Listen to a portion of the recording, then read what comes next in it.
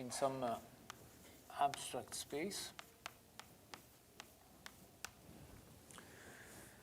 And from xt, we defined a semigroup, ptxy, which represent the probability,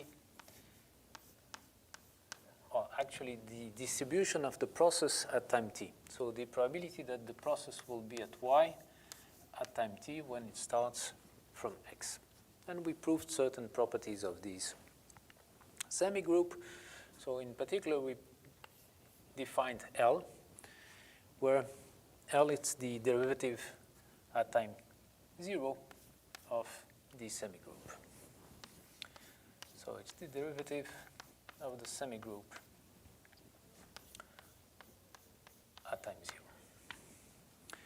And we found out that Lxy was given if y is different from x as what I'm calling Rxy, and you will understand why I denote that by Rxy, and which is actually equal to lambda x pxy.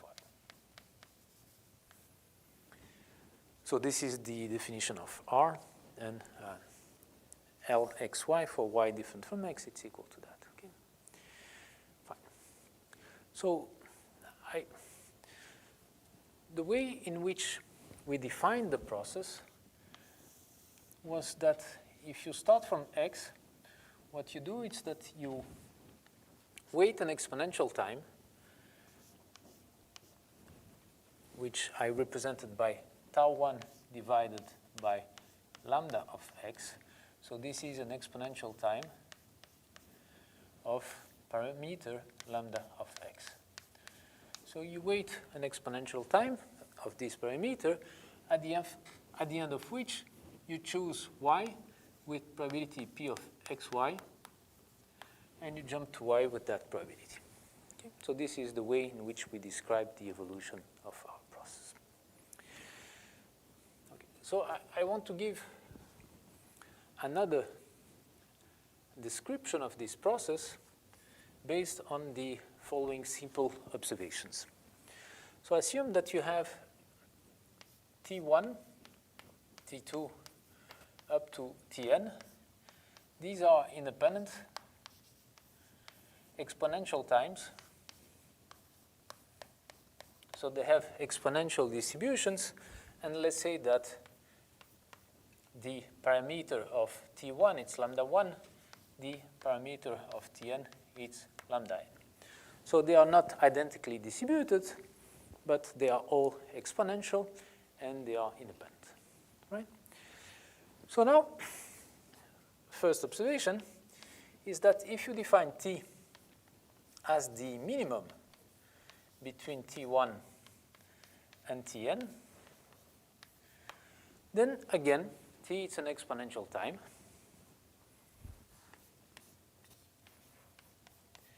And its parameter, lambda, is just the sum.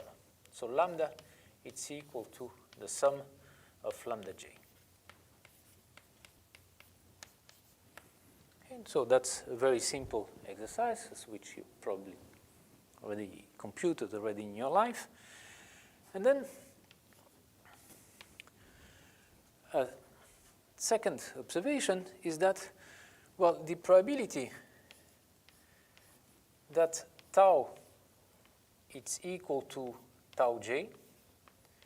So the probability that tau j is actually the smallest among all these times, this is given by lambda j divided by lambda 1 plus lambda n. So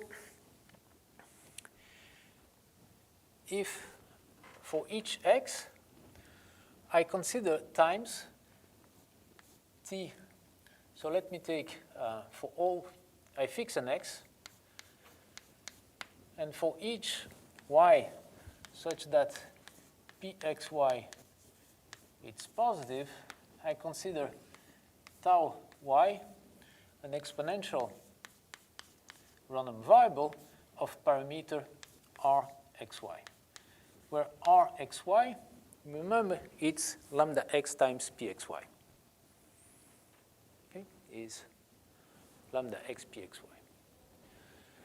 So from that, if now I define t as the minimum of ty for y, so maybe let me call ax this set. So the sets of y's in E for which pxy is positive. Just to guarantee that these exponentials are not degenerate. So if I define t as the minimum for y in ax, what I get is that t it's an exponential, and its parameter it's given by the sum over y of rxy, but the sum over y of rxy, it's exactly equal to lambda x, since I'm summing for all y for which pxy is positive.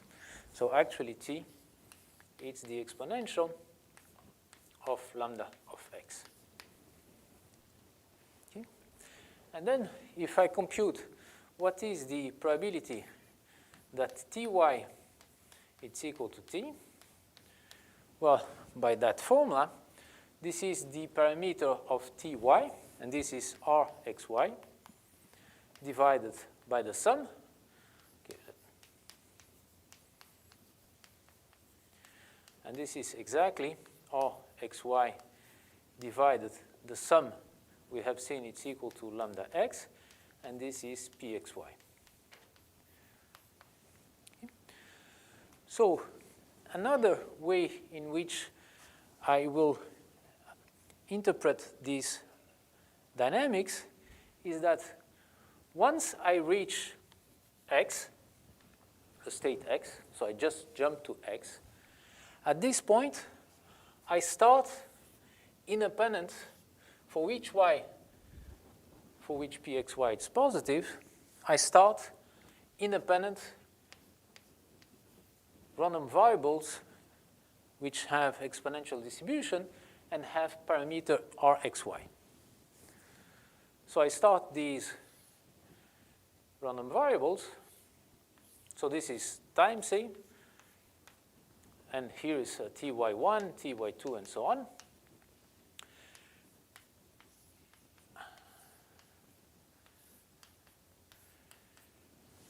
And what I do is I wait until the first one happens, and if the first one is ty1, I jump to y1.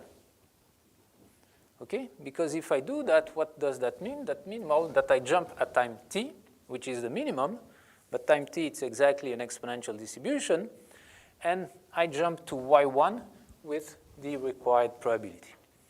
So I have two ways in which I can understand this Markov chain.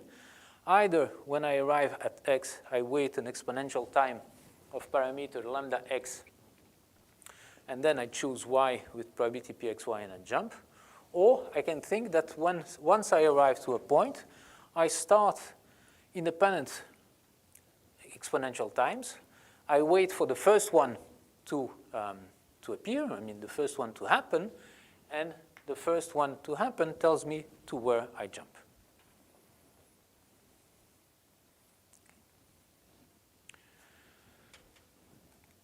And these variables, they are exponential of rxy.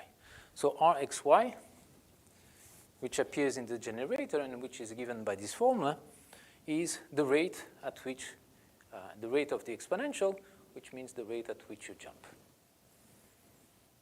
This is why I call that. So there are these two equivalent ways in which you can understand the Markov chain. Okay.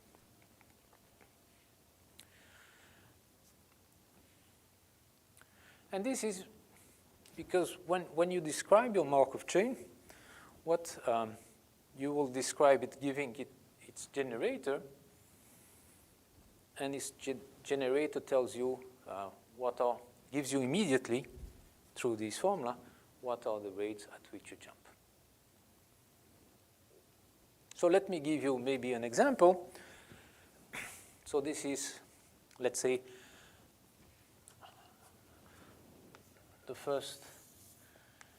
the model which I will be considering.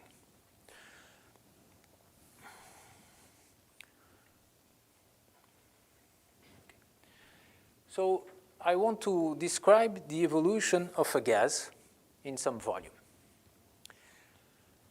So let's say, to fix ideas, that I take one-dimensional volume. I could take it with any dimensions, but it will be easier to describe it.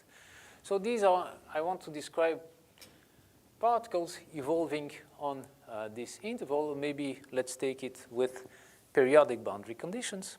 So let's say that we are examining a gas evolving on a torus. Okay. So what I will do is I will discretize this torus. So I'll fix an integer n, which is very, very large.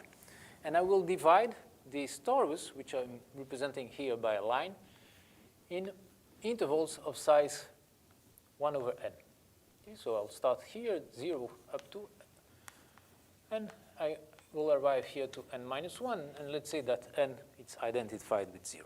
Okay? So I'm discretizing, and I'm dividing these torus with intervals of length 1 over n. So I have n points. So here it's appearing what I will call a micro scale, which actually it's representing my volume, which is a macro volume, 0, 1.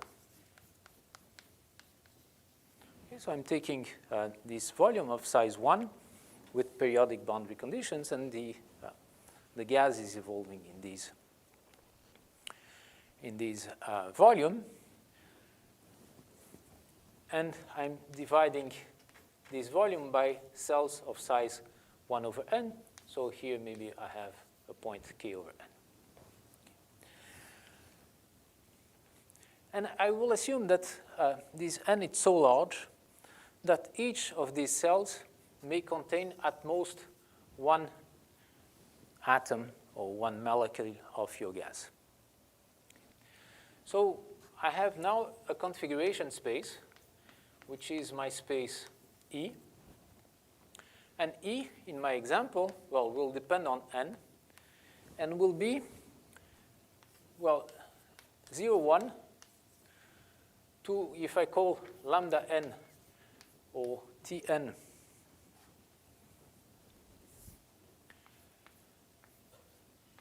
my discrete torus, 0, 1 over n, 2 over n, up to n minus 1 n, thinking that I'm taking periodic boundary conditions. So this will be En, my state space will be 0, n, 0, 1 to the power Tn. Okay? And I will represent the elements of En by Greek letters, let's say eta and psi. Okay? So eta, it's an element of En, which means that for x belonging to Tn, eta x will take the values either 0, 1, 0 if the cell x is empty, 1 if it's occupied. So I imposed here an exclusion rule, which doesn't allow more than one particle per cell. And my configuration is this finite state space.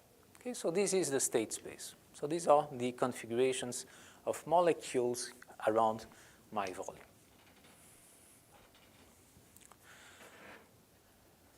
And now I want to define a dynamic here in this model, a Markov chain. And in order to describe this Markov chain, I will give you its generator.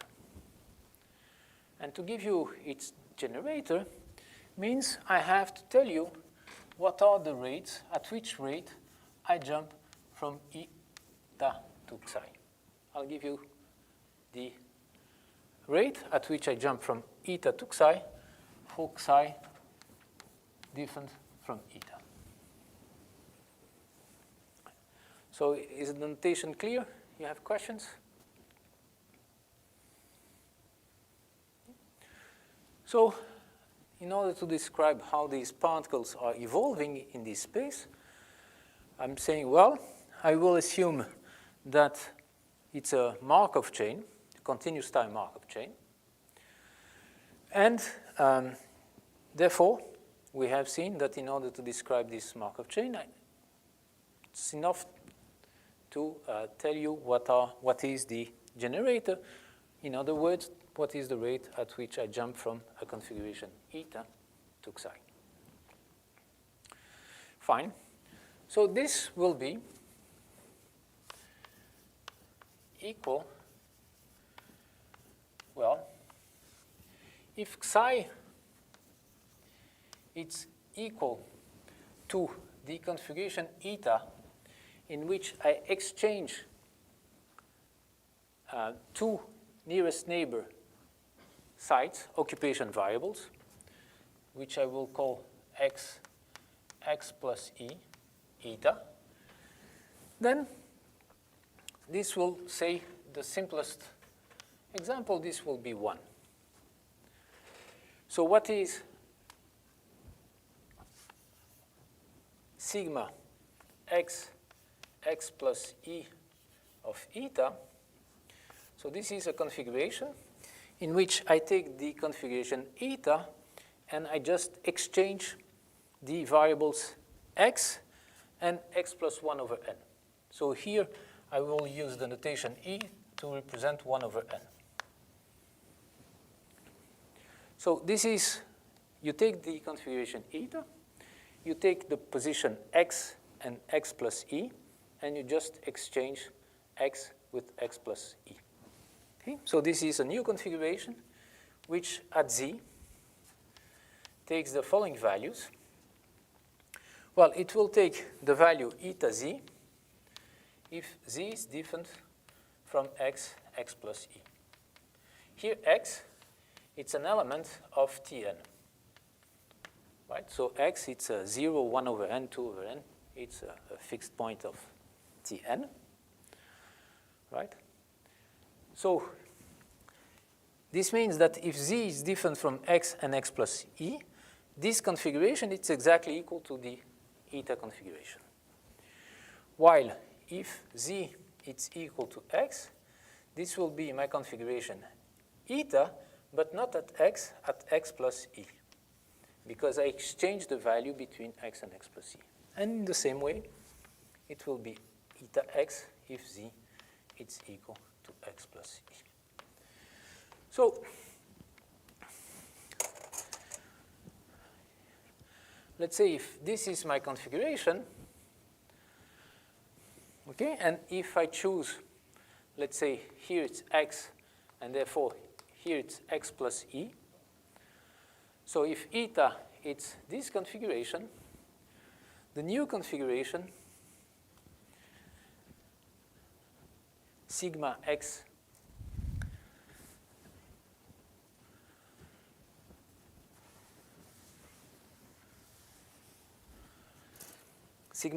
x plus e will be exactly equal to the previous one.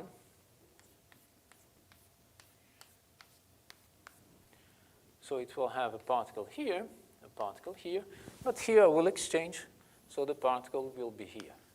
So this is sigma x plus e of eta if x is this value.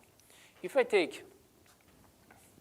I call this site here y, then sigma y plus e of eta is exactly equal to eta, because if I exchange these two occupation variables, I get the same thing. Okay, so there are values for y for which sigma y plus e of eta is equal to eta. And there are other sites. So the same thing would happen if I exchanged these two. Okay. So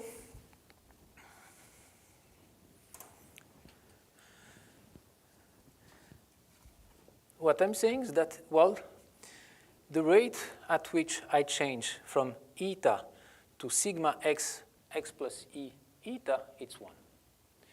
And I will say that, well, it will be 0 otherwise, which means that it will be 0 if psi it's different from x, x plus e eta for all x.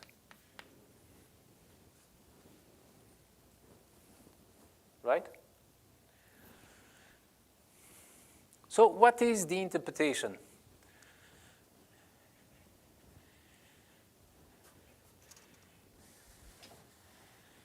How can I understand what's happening in this process? Well, I can understand this is time now. What I'm doing is that, so what I'm doing here is that between two cells, I place a Markov, an exponential time of rate 1. Okay? So between these two cells, I place here an exponential of rate 1, and I do that between each cell.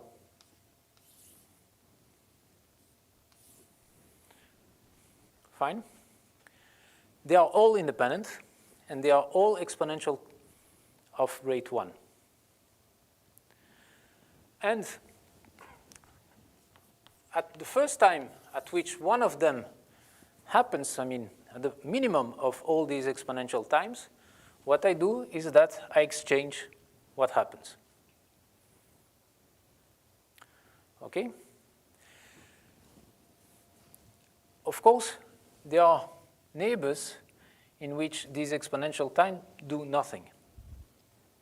Okay? Well, because sigma xx plus e is just equal to eta for these x.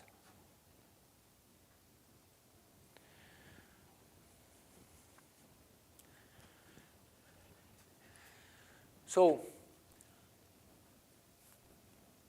another way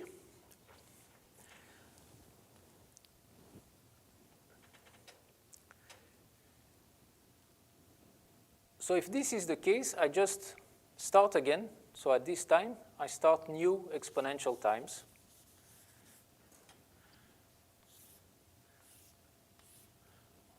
For all these, and I repeat.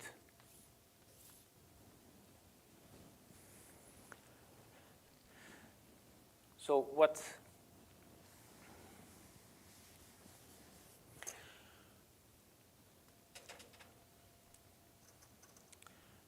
what let me say it in a different way.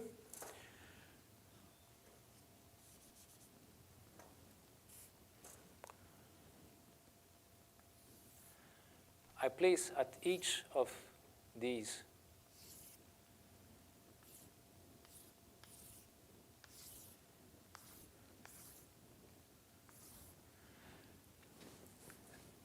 in between of all these cells, so mind that this point here separates this cell from that one, I put an independent exponential of rate 1. And each time, so I wait until the minimum, and then I exchange. Okay. So what is, according to my construction, this is exactly the way in which I have to adopt in order to construct, because all these exponentials have rate 1. Okay. So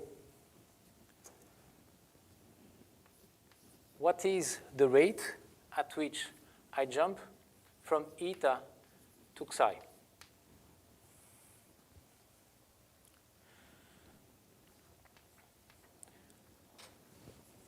Well, the rate at which I jump from eta to psi will be equal here to 0 if psi is different from sigma x, x plus e for some e, right? Because all these exchange, so what I do here corresponds in exchanging. So if I'm not exchanging two sides, the occupation variables are two neighbor sides, this is 0. And otherwise, if sigma is equal to x, x plus e, then this is exactly 1, which is, according to this construction, which is what's happening here, which is what I want.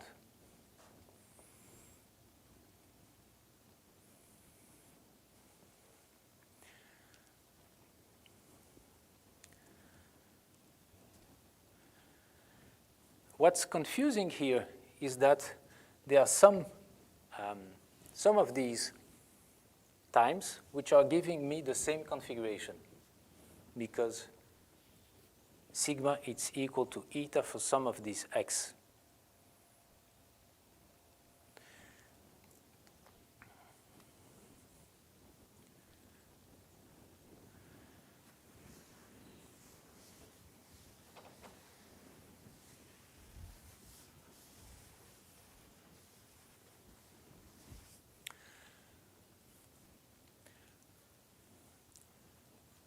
To try to clarify this,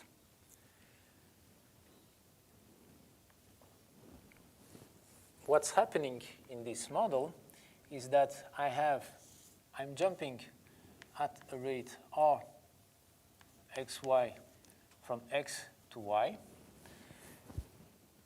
for certain y, y1, y2, up to some yp.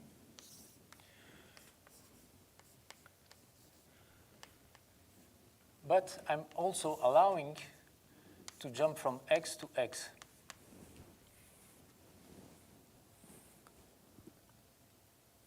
So assume that you have a Markov chain in which you are also allowed to jump from x to x.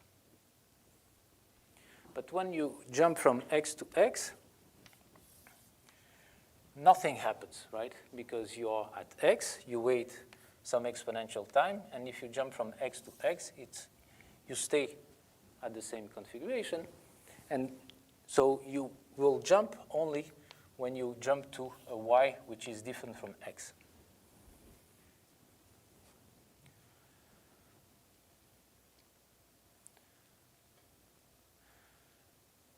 Okay, you look confused, so let me change my construction, and I'll come to this point later, in which, because I will need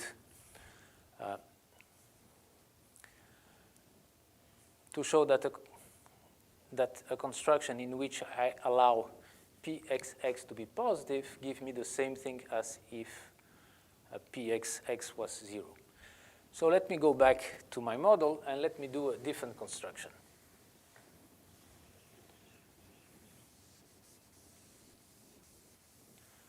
Sorry for confusing you. So what I will do, instead of placing an exponential at each point which divides to cell, I just look at the points at which I have a different occupation in one cell and the other. Okay, so here, in this point, I have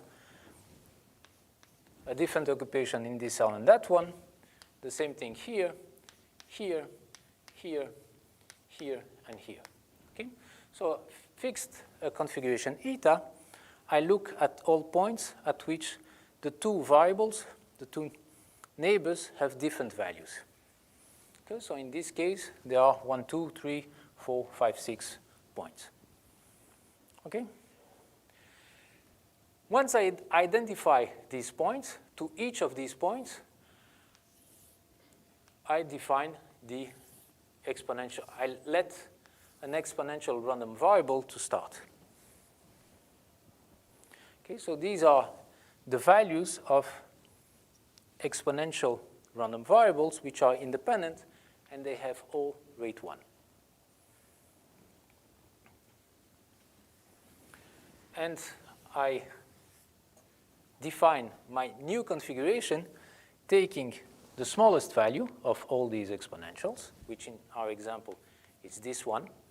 And so stating that at this time, the process jumped by exchanging the occupation variables around this point. So at this point, I have a new configuration in which this cell is now occupied, this one is empty, and I don't change all the other ones. So at this time, which is a random time t, I have this new configuration. So this is the mechanism which describes the evolution. Now,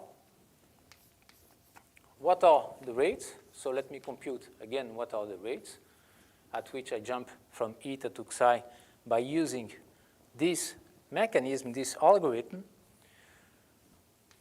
Well, first, I again observe that if xi and eta do not differ only among two neighbor sites, this is 0.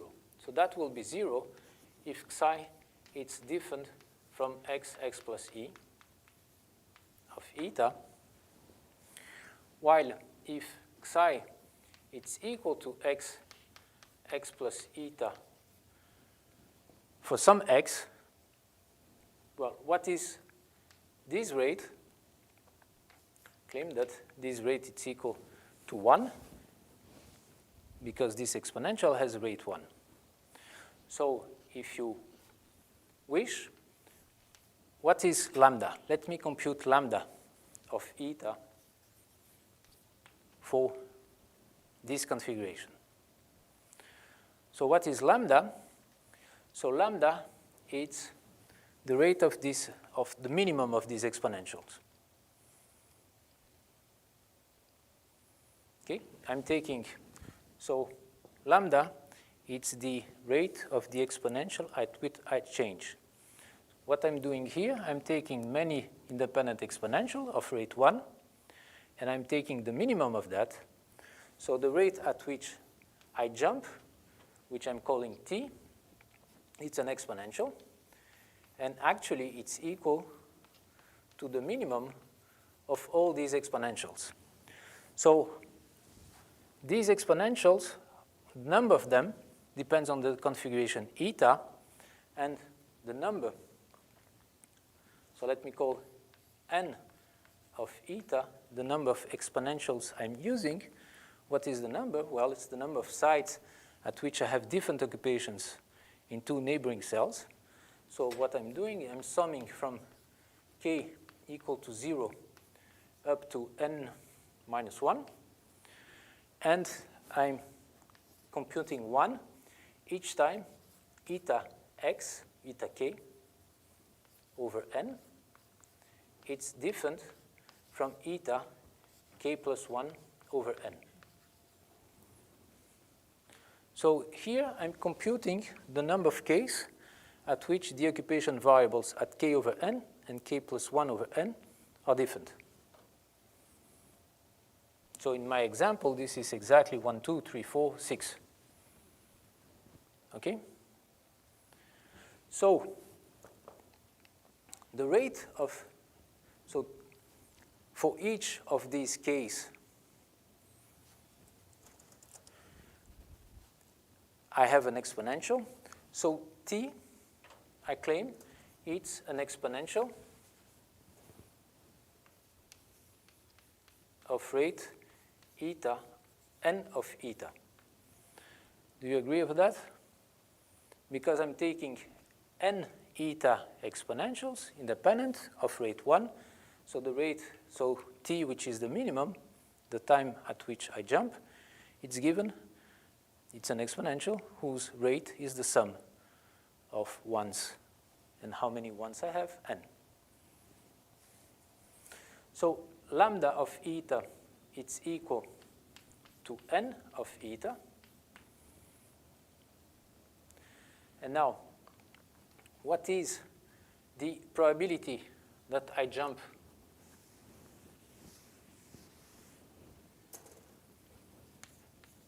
from eta to psi?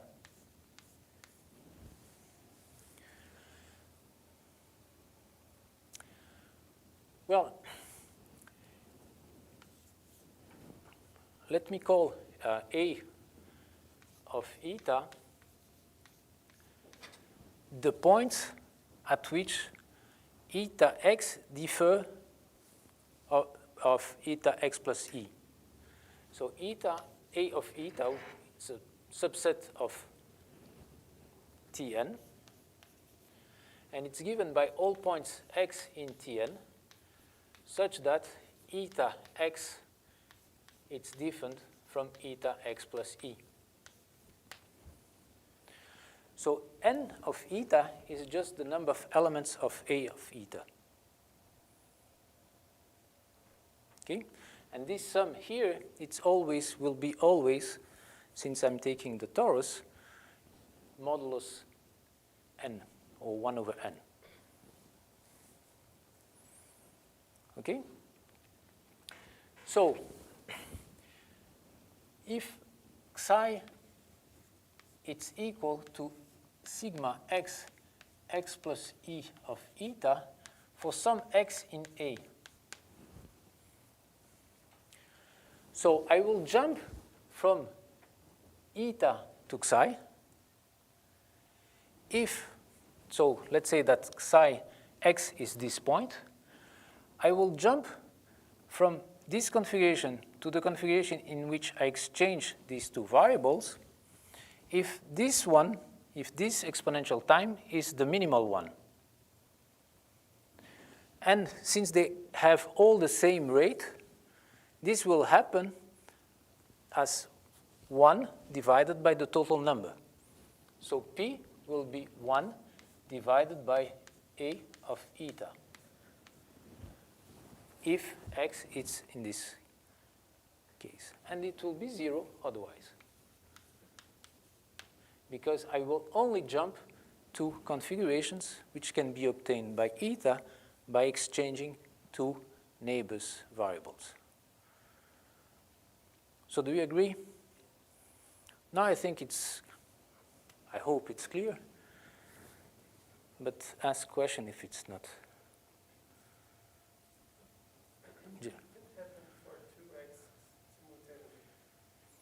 No, because two exponential variables which are independent never take the same value.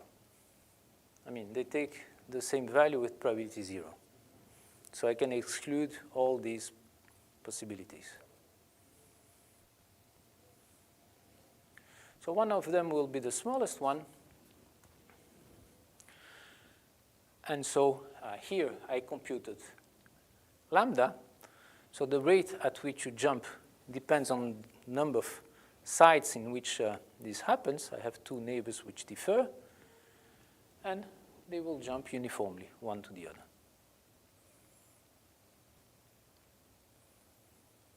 So, questions?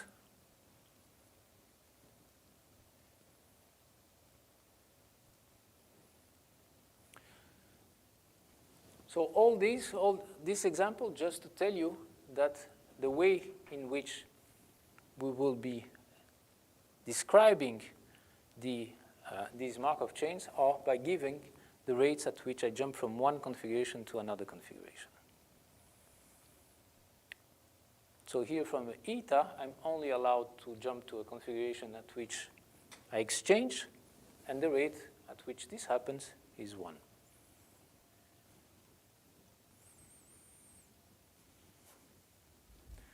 So this was just an interval to give you an example, a first example, of a process which appears, which we will study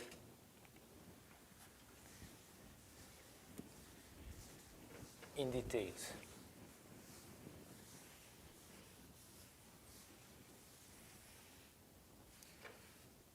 And just to illustrate the assertion I did that you can describe these dynamics in two different ways. So let me go back then to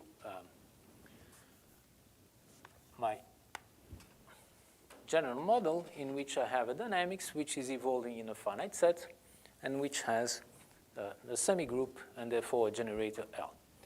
So the first thing you ask when you consider such dynamics is what is the stationary state? So if I let the process evolve to how these particles or how the process will, what is the distribution, the asymptotic distribution of this process. So these are the stationary states. So let me talk about stationary states.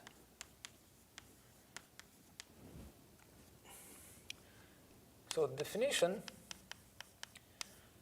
so I'll say that mu, which is a probability measure on E, is invariant or is a stationary state if mu pt is equal to mu. This means that if you start at time 0 from a distribution mu, you let the process evolve, you get mu again. So this equation, what is mu pt of x? So this is the sum of mu y in E of pt yx. And this is the sum in y of mu y, the probability that starting from y, you are at x at time t. So this is telling you that, well, if I start at y with this probability, this distribution, and I multiply that by the probability that starting at y, I'll be at x at time t, I'm requiring this to be equal to mu. This means that another way to represent this is by this symbol. So I'm starting from a distribution mu, and I'm computing what is the probability to be at x at time t if I start from this distribution. Well, I'm asking this to be equal to mu of y for all t, and mu of y, you can rewrite this as what the probability that I will be, sorry, this is x.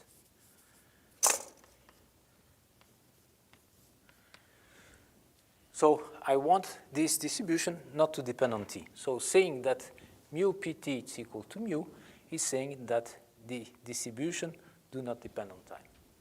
Okay? And so this is a natural definition.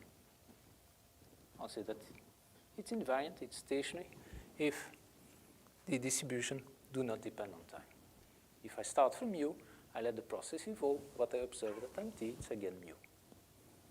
Okay? Well,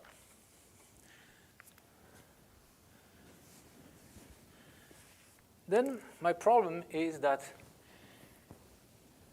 I have seen that PT, it's extremely complicated. If I want to compute, so if to prove that this equation holds, it's extremely complicated because I don't have a simple formula for PT. But what I observe is that if mu pt is equal to mu, this means that mu minus mu pt is equal to 0. In other words, that mu I minus pt is equal to 0.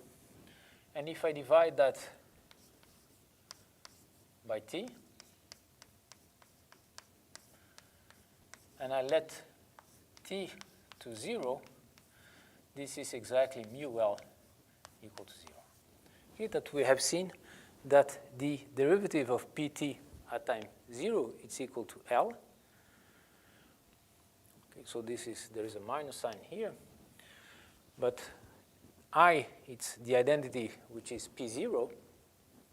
We have seen that pt at time 0, it's the identity. So what I'm computing here, it's the derivative of the semigroup at time 0, and we have seen that this is L. And here it's minus the derivative, so I have minus L.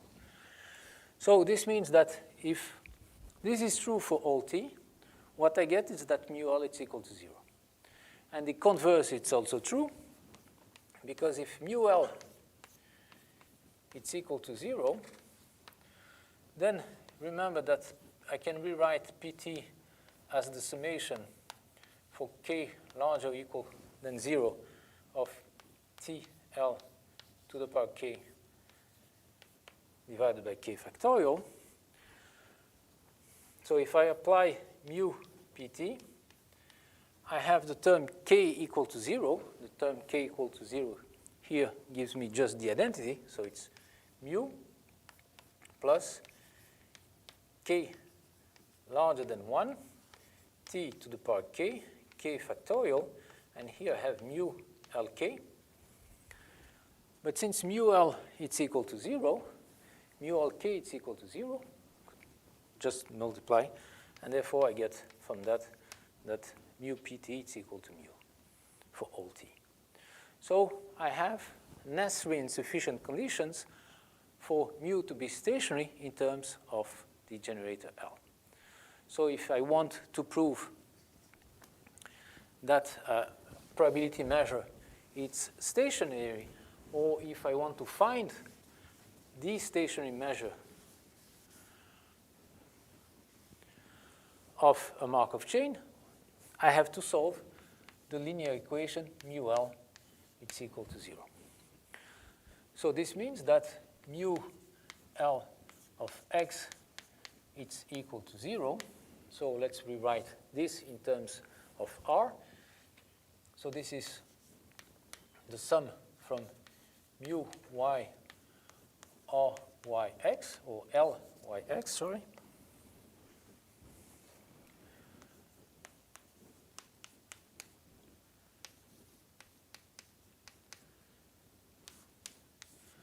But this means that, let me distinguish between y different from x, mu y R yx plus mu y R xx, but xx I get minus mu x lambda x, and this has to be equal to 0. So the equation I finally get is that y different from x, mu y all yx, it has to be equal mu x lambda x for all x. So I have to find the solution of this equation with mu x all positive. Okay? So if you are able to find solution of this equation with mu positive, then you have a stationary state. And just an observation, let's recall what R is. R is lambda times P.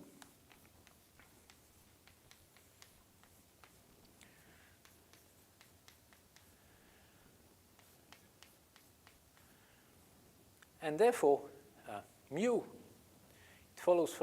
it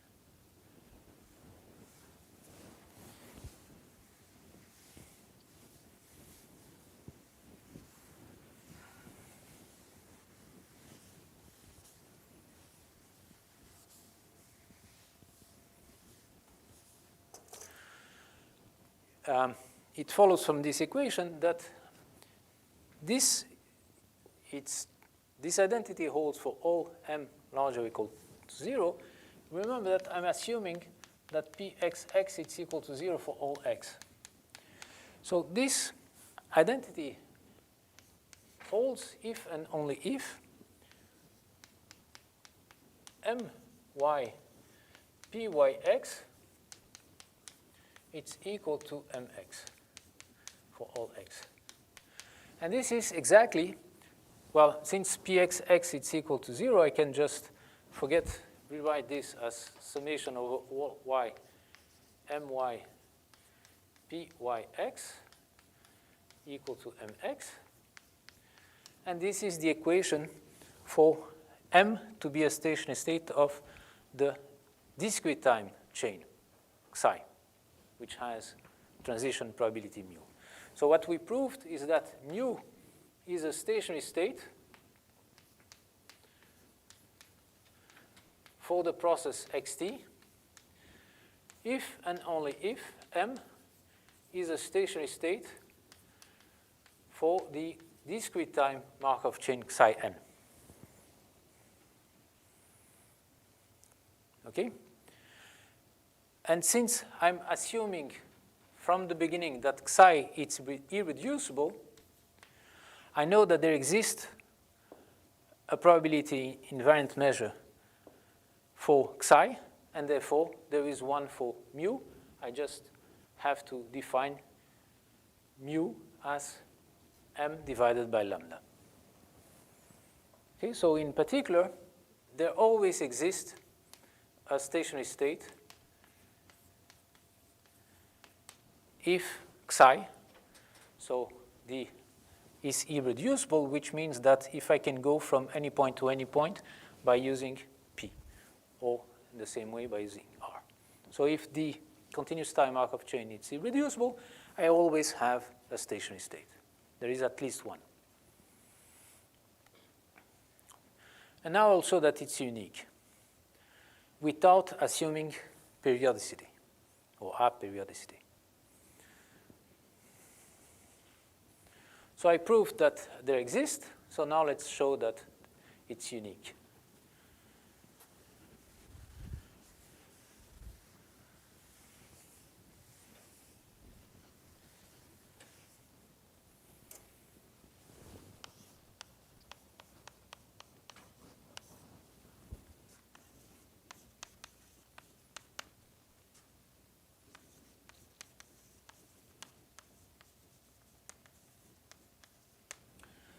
So let's assume that there are two, nu and nu, which are stationary states for my continuous time Markov chain. All right? So this means that mu pt it's equal to mu, and the same thing for nu, for all t.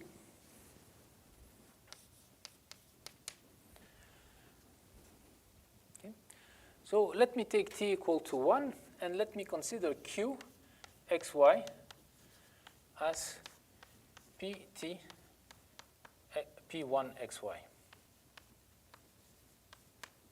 So I'm fixing a time t, and I'm defining q this way. What I claim is that q is the transition matrix of a Markov chain, a discrete time Markov chain.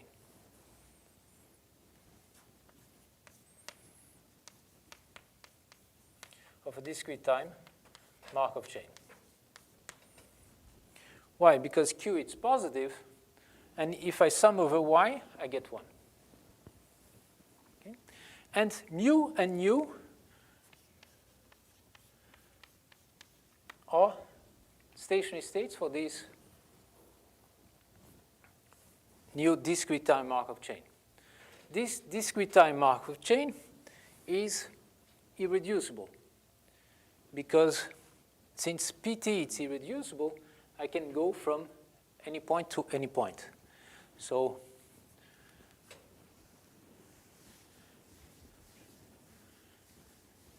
I claim that q, so the Markov chain defined by q, is irreducible and aperiodic.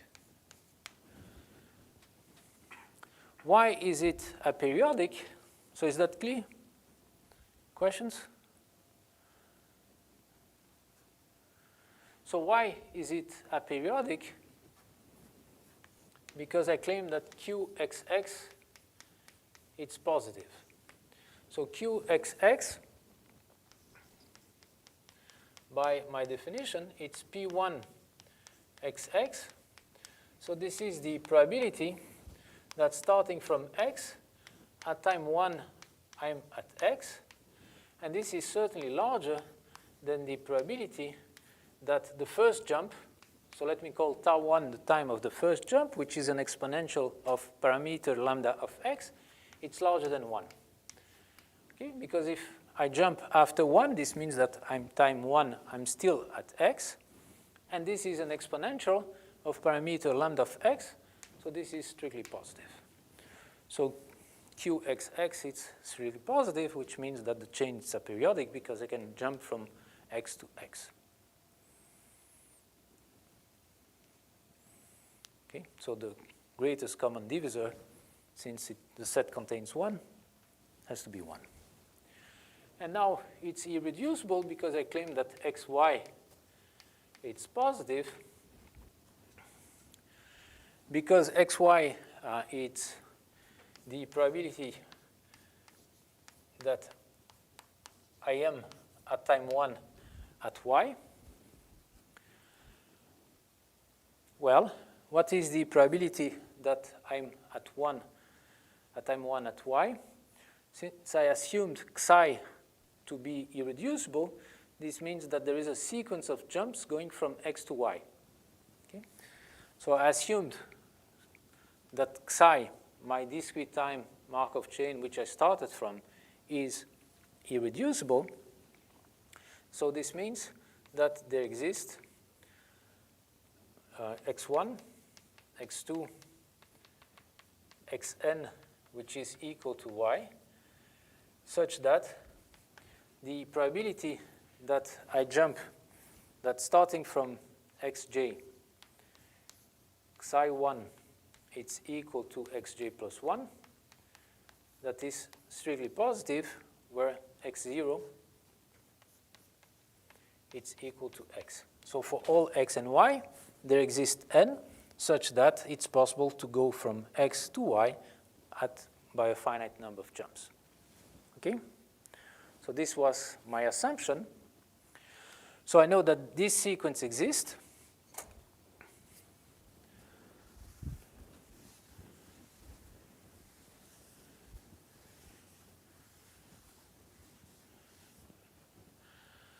So I'll say that P, starting from x, that x1 is equal to y, that this is larger than the probability that starting from x, x1 it's x1, xi1 it's x1, up to xin it's xn. Okay. And then I want tn to be smaller than 1 and 1 tn plus 1. So remember, this is the time of the nth jump, and this is the time of the n plus 1 jump. So if 1 is between tn and tn plus 1, this means that the chain jumped n times at 1. And since I'm at xn after the nth jump, and xn is equal to x, this implies that x1 is equal to y. So this event, it's contained in that one. Right? Well, xn is equal to y. I said x, but it's y. Okay? Well, and this event has a positive probability. Right? Because I can write Tn in terms of exponentials. So I have a sum of exponentials, which should be bounded by 1, should be bounded by a sum of exponentials plus 1 exponential. So this probability is strictly positive, and this proves that the chain Q is irreducible and aperiodic, and therefore that it has a unique stationary state, and so that mu is equal to nu. Okay, so in continuous time, you don't have this problem of aperiodicity or periodicity. Okay? As soon as the chain is irreducible in a finite state space, it has a unique stationary state. Questions?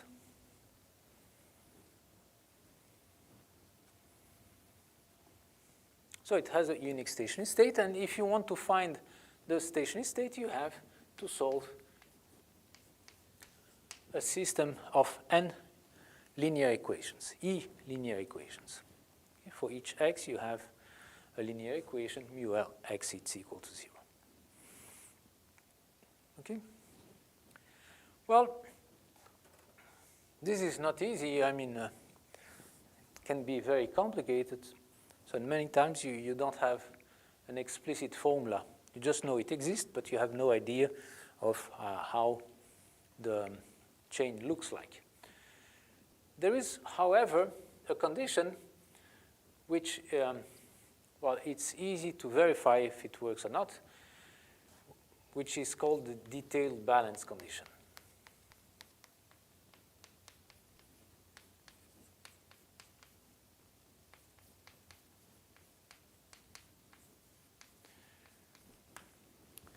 So I will say that mu, so a probability measure mu, satisfies this detailed balance condition if mu x or xy, it's equal to mu y or yx for all x and y different.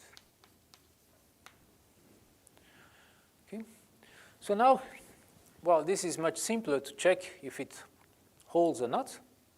Okay. You know exactly what are the jump rates. You know, well, you have your candidate, and you check if your candidate satisfies these identities or not. But here, while here we have E equations, here you have E square equations. So a much larger number of equations to satisfy. And what I claim is that if a measure mu satisfies the detailed balance condition, then it's invariant. So detailed balance conditions imply that mu is invariant. Okay. So let's, yeah? So you chose their T, but the one that you could have chosen any... Any T, yeah, sure. Anything. Sure.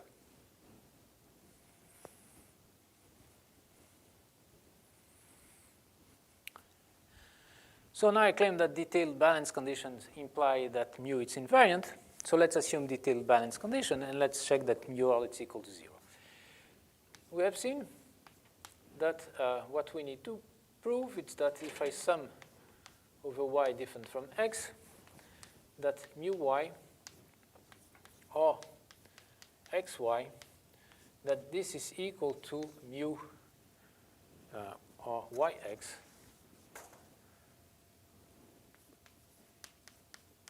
that this is equal to mu x lambda x. Okay, so this is this equation. Okay, we have to prove that for all x, I have this equation.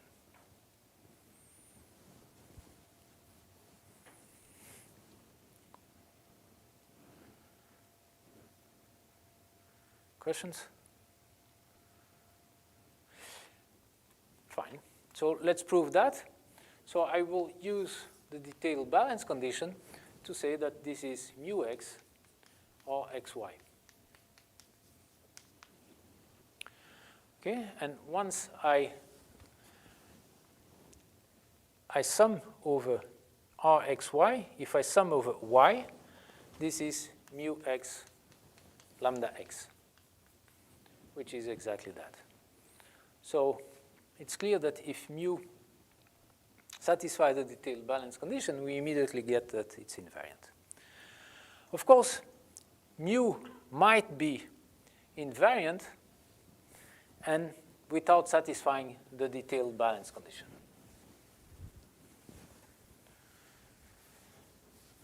So let me give you an example.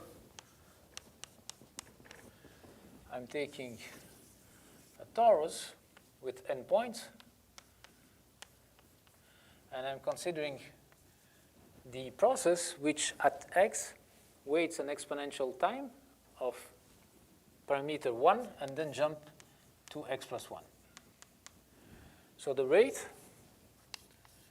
from x to x plus 1, it's equal to 1. And the rate for x to y, it's equal to 0, if y is different from x plus 1. So, right, so this means that if I want to get lambda x, I have to sum over all y. So in this example, lambda x, it's equal to 1. And px x plus 1, it's equal to 1. All right? Well, what I claim is that mu x equal to 1 over n for all x, it's invariant. So it's the unique stationary state. And we have to check that equation. So we have to check that mu L is equal to 0, which means that the sum over all y different from x of mu y or yx, that this is equal to mu x lambda x. Lambda x is equal to 1 for all x. So here I have this has to be equal to mu x. And ryx, so I fixed x, and I'm summing over all y different from x, ryx. But ryx will be different from 0 only for y equal to x minus 1. Okay? So this is equal to mx minus 1 or x minus 1x, and this is equal to mu x minus 1. Okay? So if I want mu to be a solution of the equation mu L equal to 0, mu x minus 1 has to be equal to mu x for all x. You have periodic boundary conditions. This means that mu is constant, which means that mu x is equal to 1 over n. So 1 over n, so constant measure, the uniform measure, it's invariant. But of course, the detailed balance condition are not satisfied because mu x rx x plus 1, this is equal to 1 over n, right? Because rx x plus 1, it's 1, and mu x, it's 1 over n. But mu x plus 1 rx plus 1x, this is 0 because you are not allowed to jump from x plus 1 to x. So mu, it's a stationary state, but does not satisfy the detailed balance condition.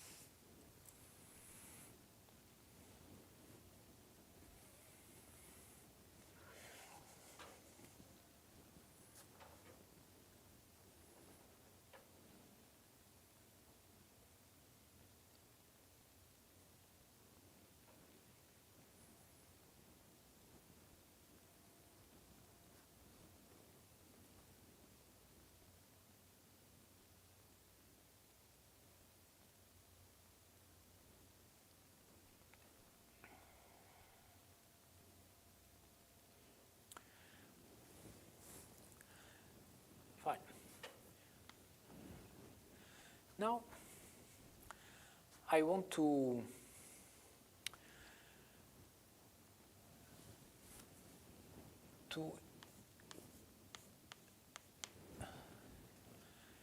interpret these semigroup PT as operators.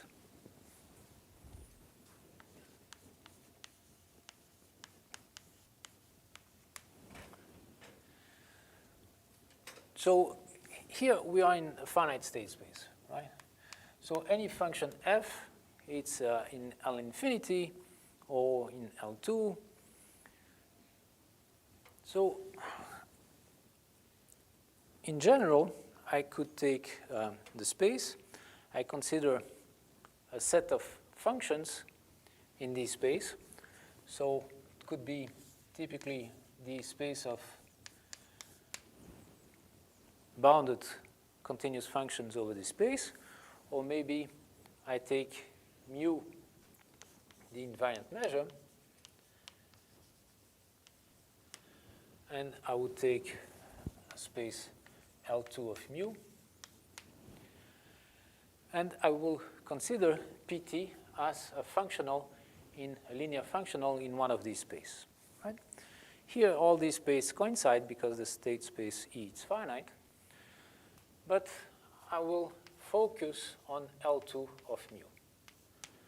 So I'm fixing an invariant measure mu, and I consider L2 of mu, so all functions which are square integrable with respect to mu, but in our case, all functions do satisfy that because it's the space, it's finite. And I want to understand Pt as an operator from L2 to L2. So it takes a function f to a new function Ptf, and what is this function? Ptf of x, it's equal to the sum in y of Ptxy fy.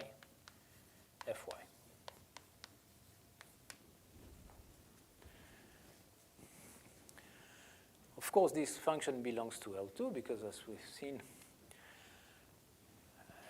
all functions are in L2. But what's important here, and which can be extended to all spaces, is that Pt is a contraction. So what I claim is that Ptf, so let me represent by 2 the norm of L2. What I claim is that for all functions f and for all t, this is bounded by L2. So Pt, it's a contraction, it's a semigroup, and it's a contraction semigroup in the space L2, and it would be also a contraction in other Banach spaces. And the proof of this, it's a consequence of Schwarz inequality. So let me compute Ptf2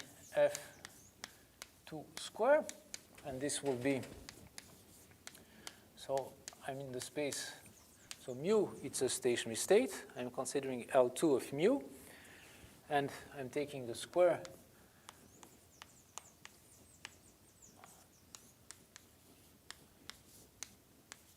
of Pt. So this is the sum over all y, mu y, and here I have a sum in x of Pt x y f of y. Sorry.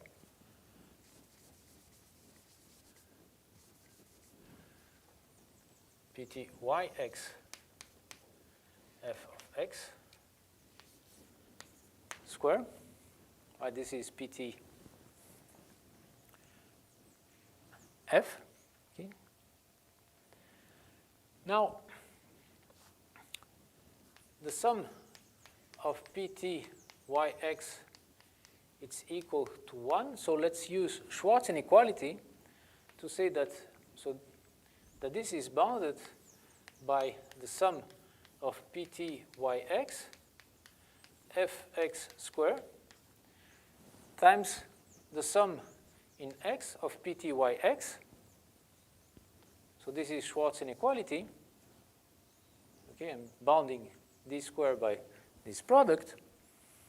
But this sum, it's equal to 1 because Pt, it's a semigroup. So the sum over x of Pt yx, it's equal to 1 for all y.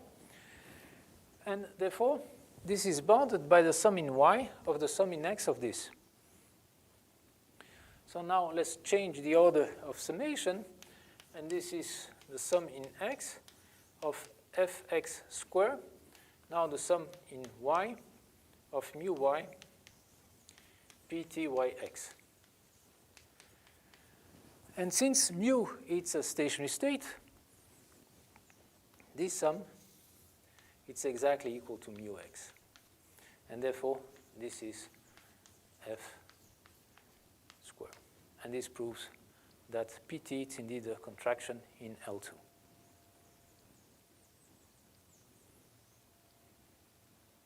Okay?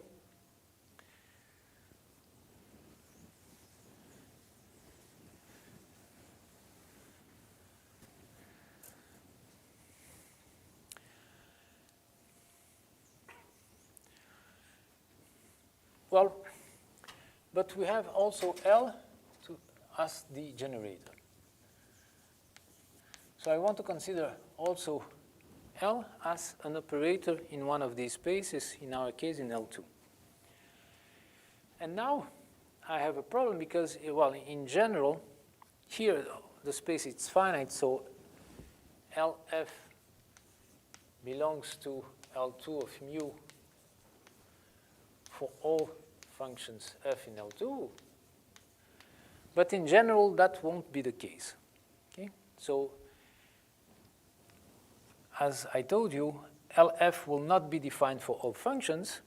It will only be defined in a subspace, a linear subspace, which would be called the domain of the generator. And the domain is extremely important in order to define what operator you're talking about. Okay? But in our case, LF, it's always defined. So I want to consider this operator. And so let me write a formula for this operator. As we have seen, this is the sum over all y of L x y f y. But if I take y different from x, Lxy becomes Rxy, Fy.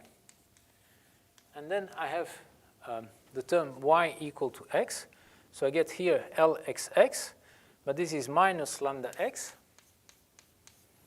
Fx. And I can rewrite lambda, remember, it's also equal to the sum over y of Rxy Fx. So this is lambda of x, if I take y different from x. So I can put these two sums together. Together, this is y different from x of Rxy Fy minus Fx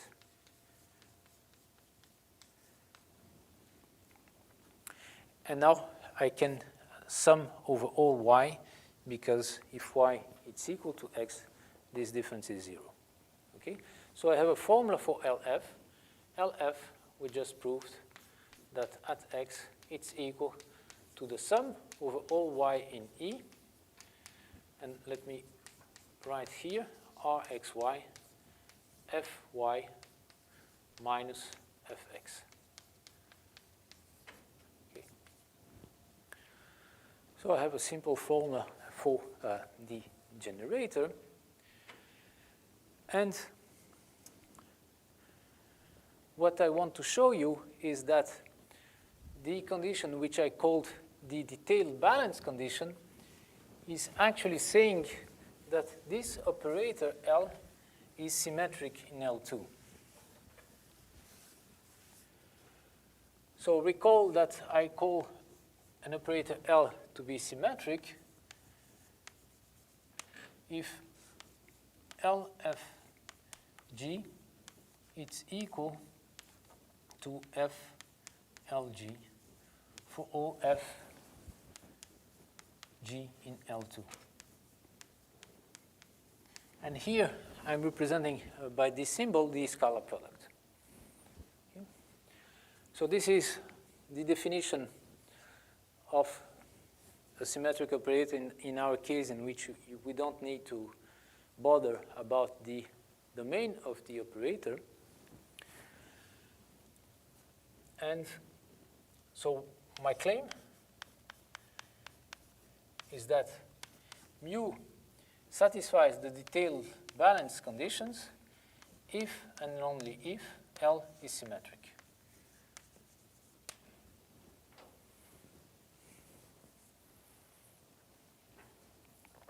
So let's prove that.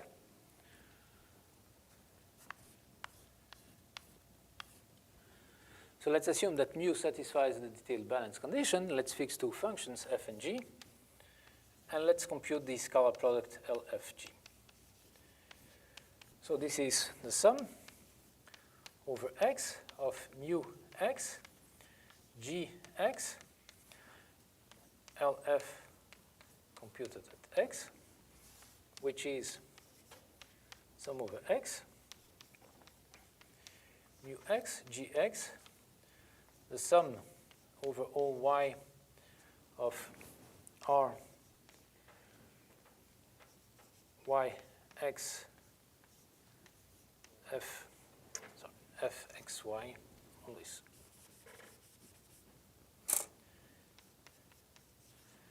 Fy minus fx.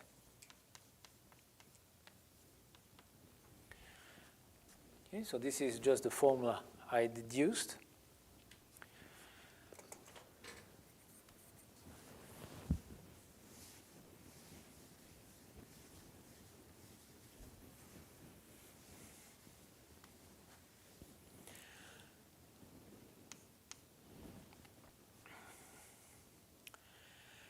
Now, I'll take y different from x and y equal to x.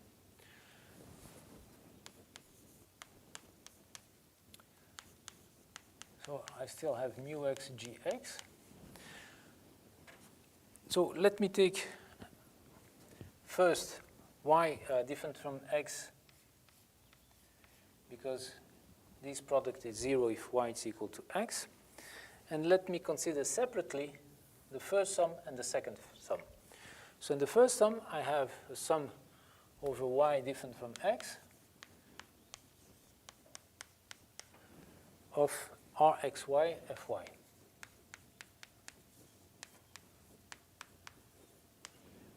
And then I have a second sum, which is minus x mu x gx, and a sum over y different from x of rxy fx.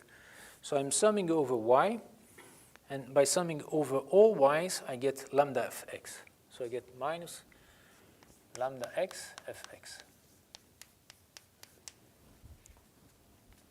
Right? So now let me use the fact that mu satisfies the detailed balance condition to write mu x rxy as mu y or yx. So in the first sum, I can replace mu x rxy by mu y or yx. And once I do that, so I first replaced, I have a sum over x, y different from x, and I replaced, so now I get mu y gx or yx fy. And let me continue working with the first sum, and I will exchange x with y. So wherever I have y, I will put x, and wherever I have x, I will put y. I'm just changing name of these variables. So this will be equal to, here I'm summing over x different from y. So if I change x and y, I get the same sum. So I'm summing over all x over y different from x, and here I get mu x g y or xy fx. Right, so first I used the detailed balance condition to replace mu x rxy. And then if you, okay, maybe it will be clearer if I call, let me call x prime to be y and y prime to be x. So I'm changing variables here. And the condition, so I'm summing over all x and all y different from x, which means that I'm summing over all pairs which outside from the diagonal. So this is exactly the same thing here.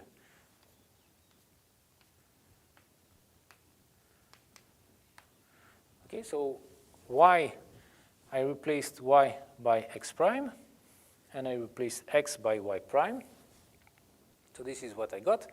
And the sum is the sum over all x, y different from x, which means all y prime, x prime different from y prime, but I can exchange the order, and this will be the sum over x prime and y prime different from x prime. Okay, do you agree with this algebra? And now I still have to subtract this term,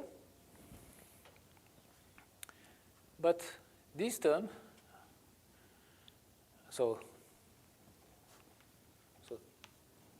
here I have a minus this term, so I have this term minus the other one, and the other one, I keep it as before, is sum over all x, let's say over all y different from x, of mu x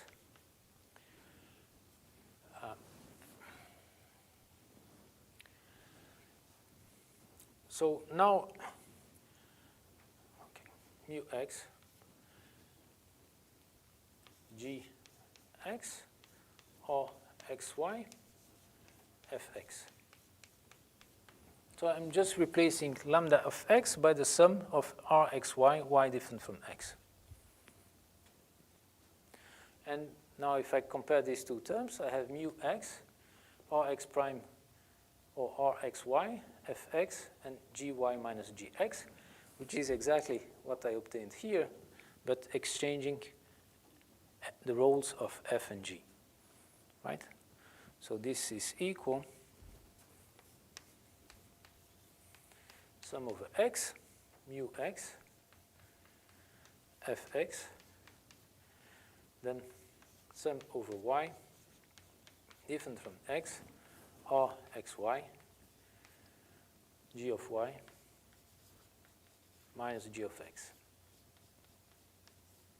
Okay, and again, I can remove this restriction to get this, but with f instead of g and g instead of f, so I proved this identity.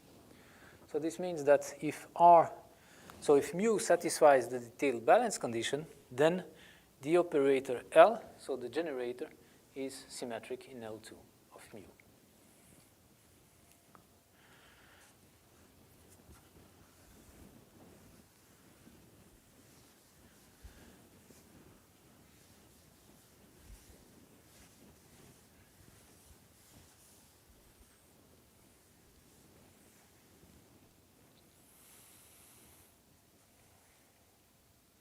Okay? Fine. So now let's prove the converse. Let's assume that L is symmetric, and let's show that this implies that mu satisfies the detailed balance conditions. So if L is symmetric, this means that this identity holds for all f and g. So let me take x different from y, and let's consider f to be the function which is equal to 0 everywhere but at x, and at x it's equal to 1. And let me take g, the same thing but replacing x by y. Okay, so these are functions in L2, of course, and well, the fact that L is symmetric tells me that LF G it's equal to FLG. So let me compute the left-hand side. So the left-hand side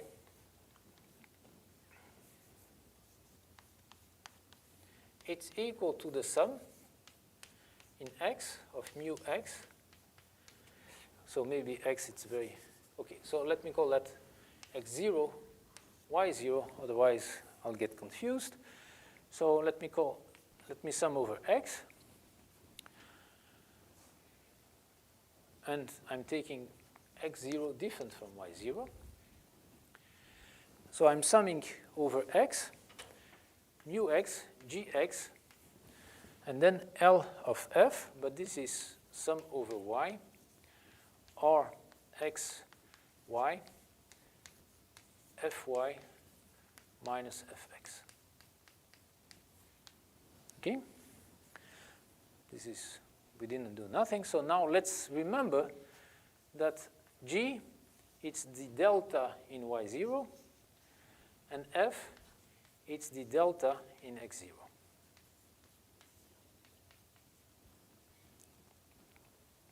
So since g is the delta in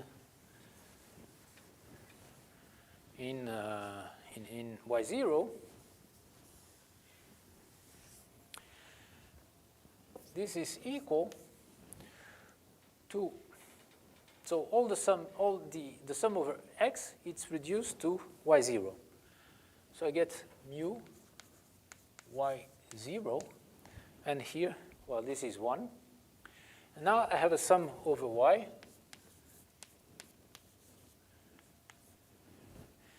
X, it's equal to y0, so here I have rx x, it's equal to y0.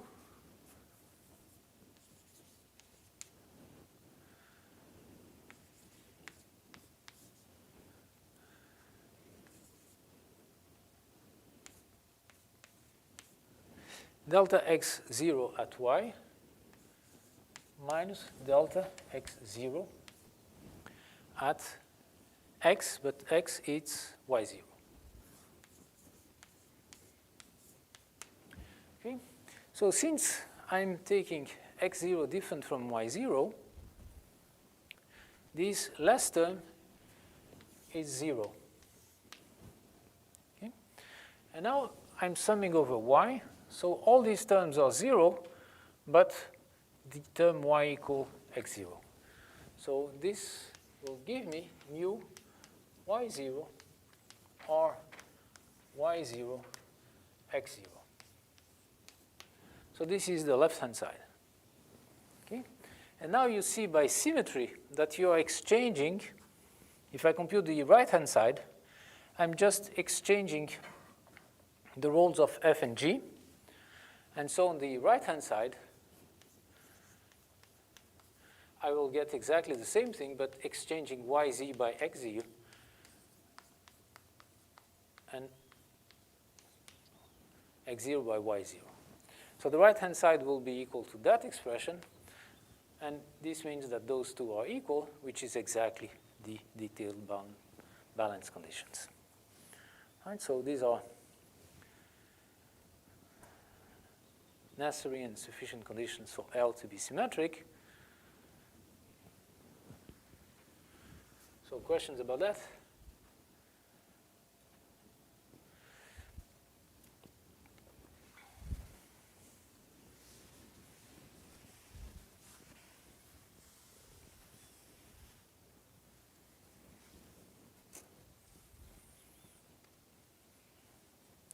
So now,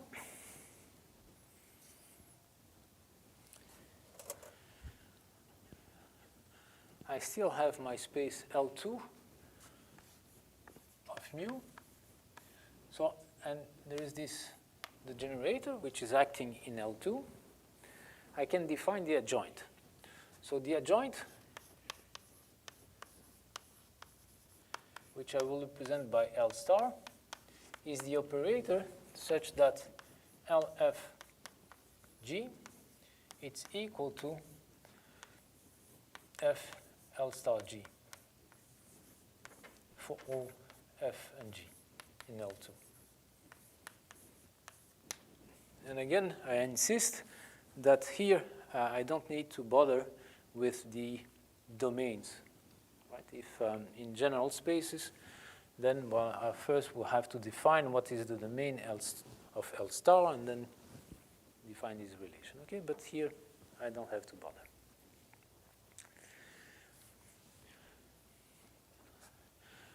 So what I claim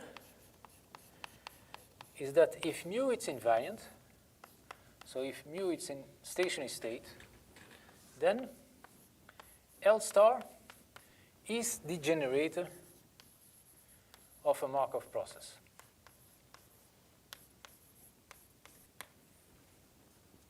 What means that L star is the generator? It means that outside of the diagonal, all the terms are positive, and that the sum of a line is 0. Okay. So we have seen that in order to characterize the generator, I have to tell you what lambda is and what p is. Okay. What I claim is that lambda star, so the values at the diagonal of this operator L star, coincide with the ones of L. So lambda star x, it's equal to lambda x for all x. Which means that the Markov process which is associated to this new operator L star, well, it has the same holding times. So the parameters of the exponentials are exactly the same as the original one. So you remain at each state exactly the same amount of time, or they have the same distribution. Okay? While for P star, the relation we have is that mu x R star xy, it's equal to mu y or yx. Okay. So R star, and this for x different from y.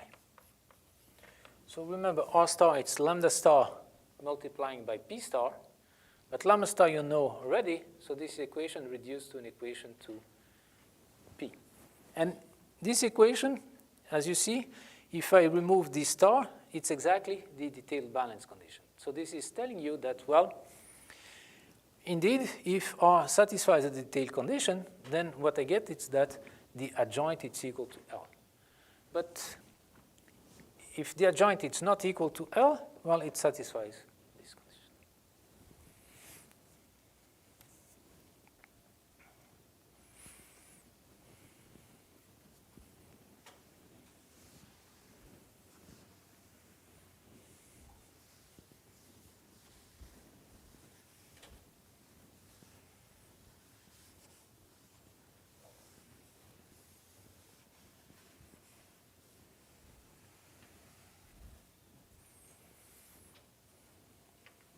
All right? So,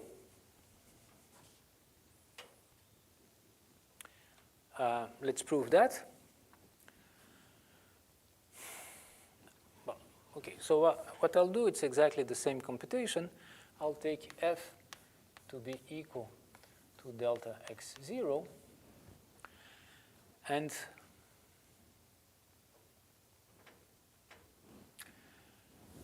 g to be delta y0. And so I will write down exactly, well, I repeat these computations. So let me just recall what we obtained. I computed LFG for f equal to delta x0 and g equal to delta y0. And we obtained that this is equal to that. So let me check my computation just to make sure I'm not. So I'm computing the left-hand side, and for the left-hand side, well, it's exactly what I wrote, so it's easy. It's my0, so f, it's delta x0. So what I got, it's my0 or y0 x0. So this is the computation we did. And now I want to compute L star G F. So it will be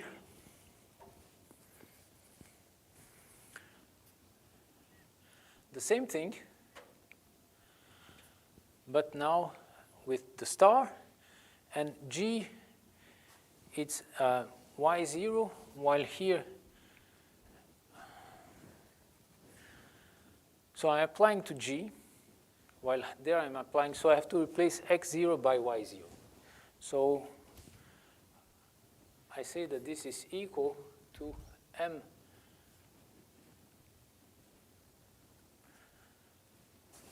y0 I have to replace by x0,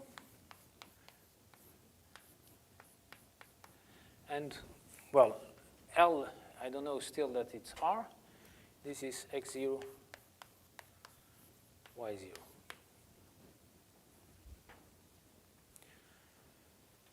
Do you agree with that? So I'm computing the left-hand side, which I already compute, and I'm computing the right-hand side. But instead of writing R, I'm writing L star xy. And it's exactly the same computation, but I have to replace x0 by y0. Okay, do you agree, or should I compute it? I can compute it again, if you prefer. But if nobody complains, I'll assume that you agree. Okay? Okay. So I have that. And from this identity, I conclude that these two objects are equal, which means that L star x0, y0, it's equal to mu y0 or y0 x0 divided by mu x0 for x0, y0 different from x0.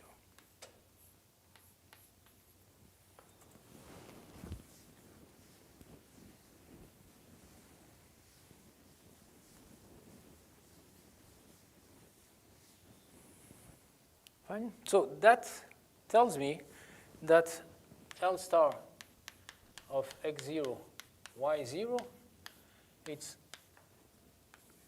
non-negative. Okay. For y0 different from x0. And now if I sum over y0 different from x0 of L star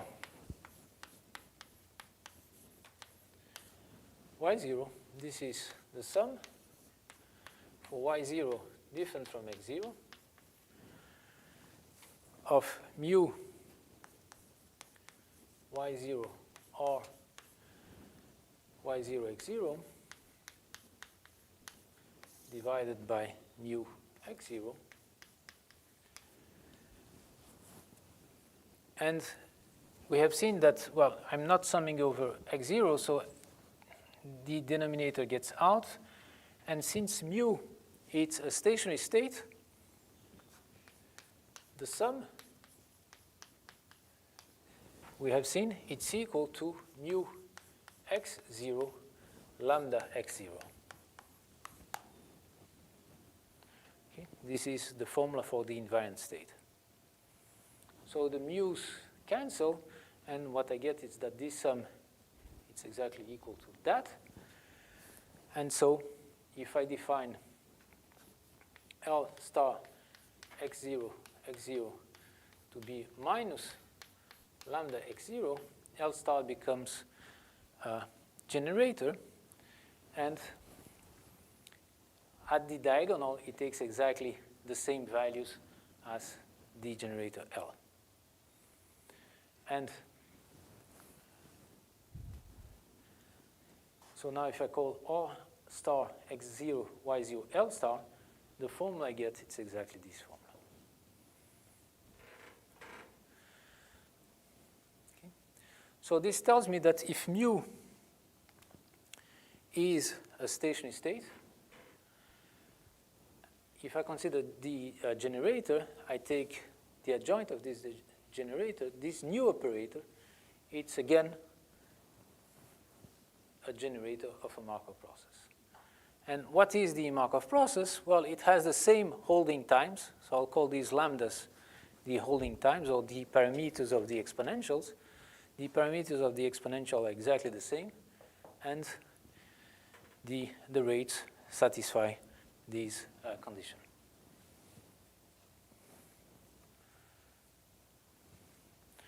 Okay, and what is the interpretation? So let me take the remaining time I have.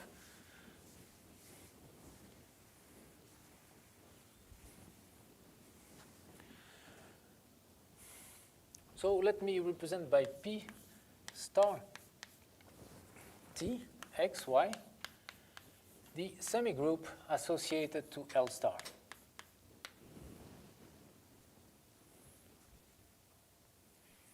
Then what I claim is that this relation extends to P.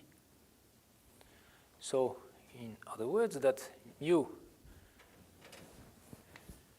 x pt x y star, it's equal to mu y pt y x.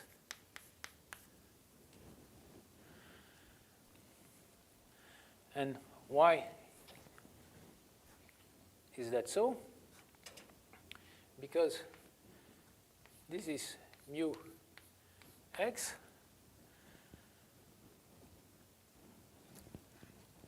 Here I can, since x is different from y, I can replace that by Lxy star. And here also Lyx. Okay? Y are different from x, are xy, it's equal to Lxy outside of the diagonal. And at the diagonal, we have seen that L star is equal to L. So at the diagonal, this relation is also correct. So actually, this relation holds for all x and y if I replace R by L. But PT, we have seen, it's the sum of k larger than 0 of tk k factorial L k xy. Okay, L star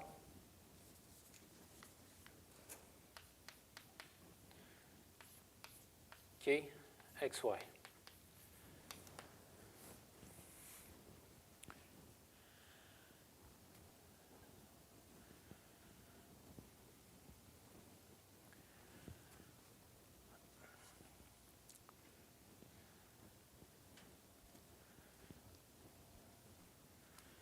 Now,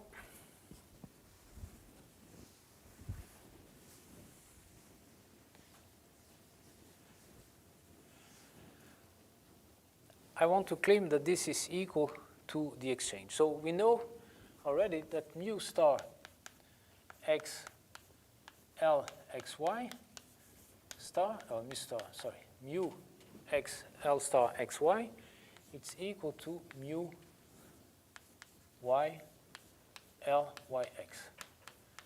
So I want to extend this to k, and we will proceed by induction. So let me just show that it holds if I put a square here.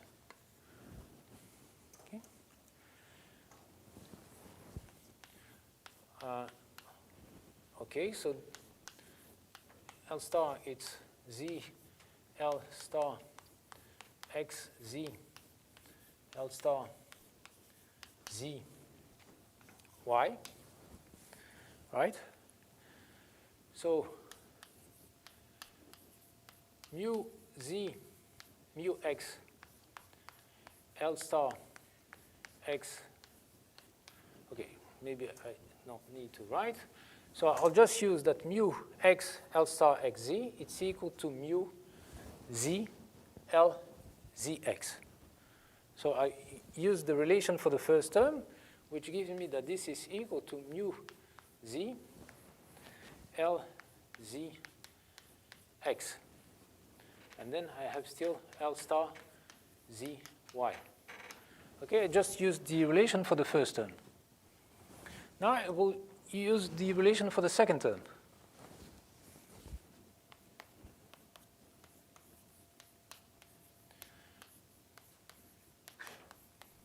So the relation for the second term tells me that mu z L star z y, it's equal to mu y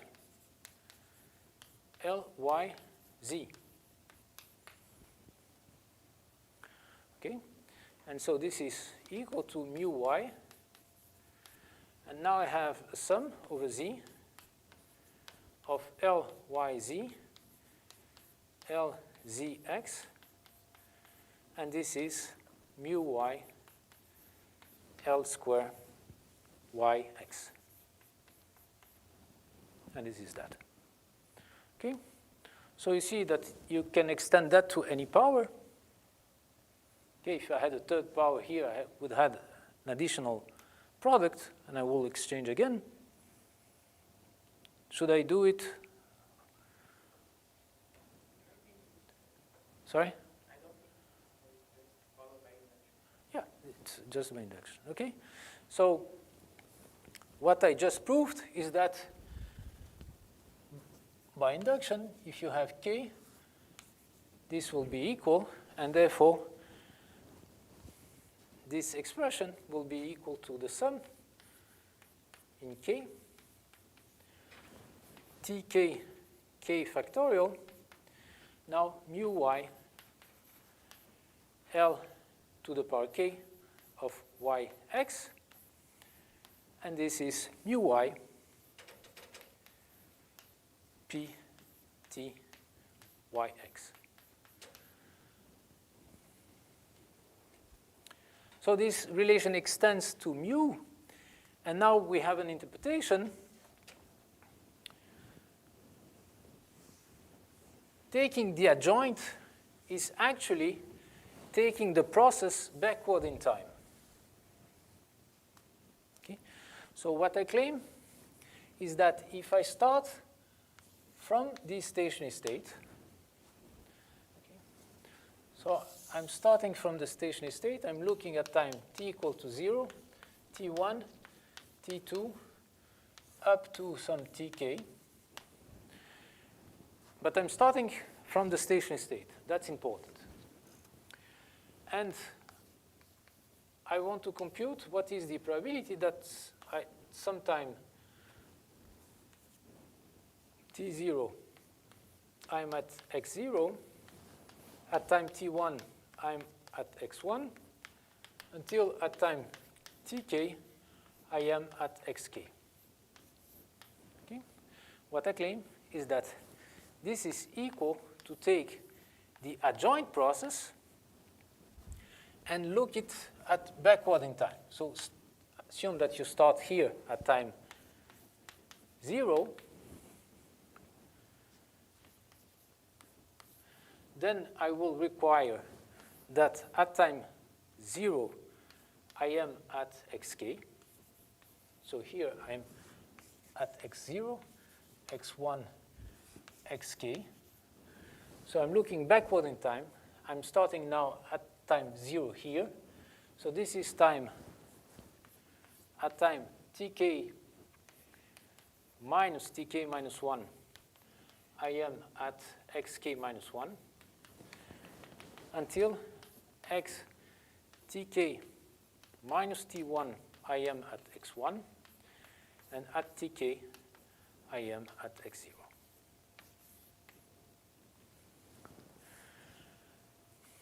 Okay, so taking the adjoint,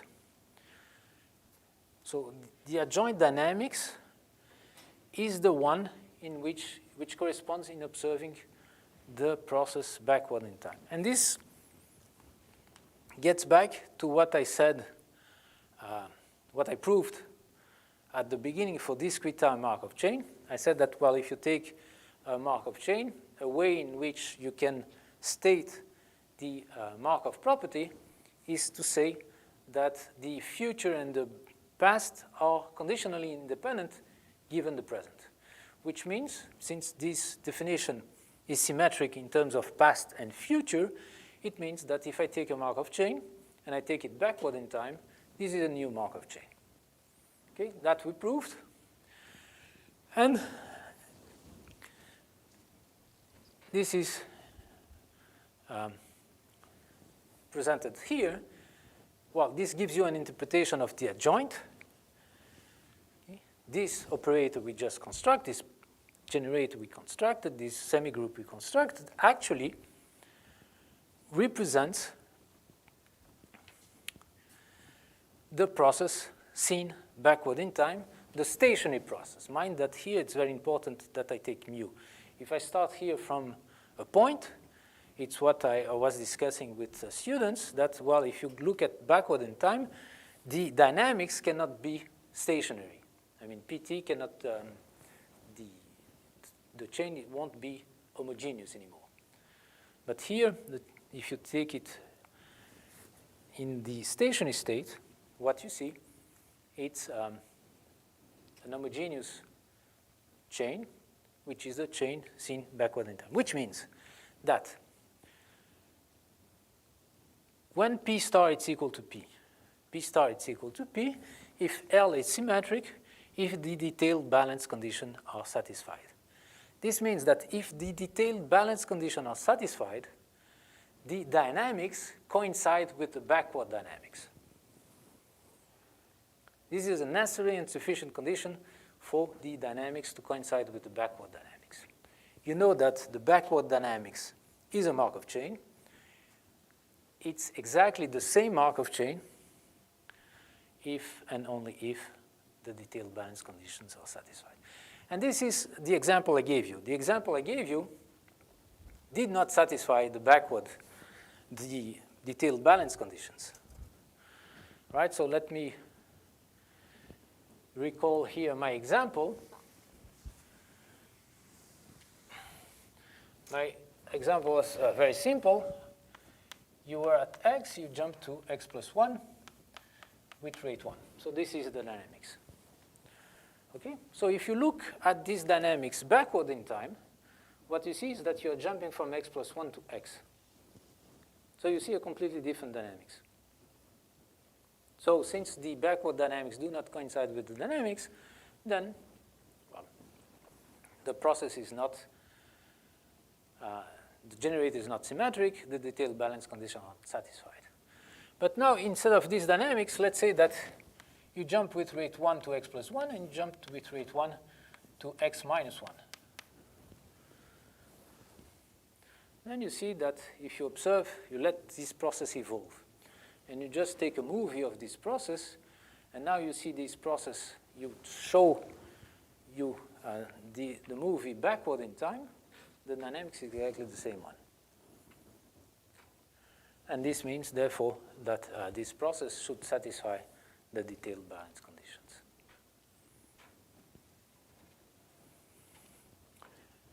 Okay, and well, and this identity, it's very easy to prove. So I have 2 minutes. So how do you prove that? Well, you just write what it is. So what is the, you start from mu, and you want to be at t0 at 1. So maybe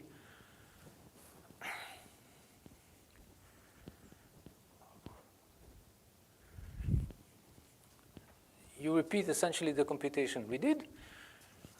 You have a sum over all initial states, say z, mu of z, but you want to be t0 is 0, so, sorry, this is actually mu of x0. Then you want to be at time t1 at x1.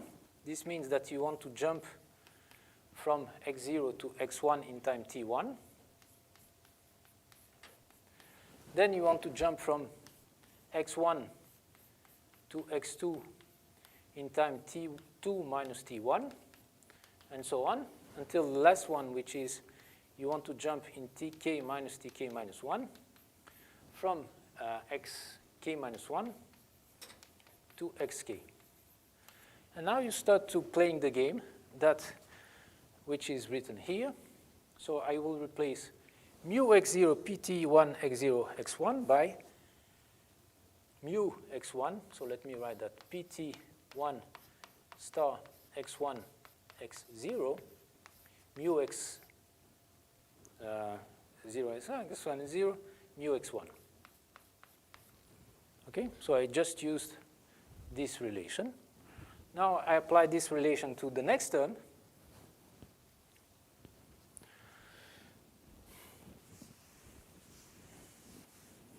So for the next term, I have mu x1 pt2 minus t1 x1 x2. So that will be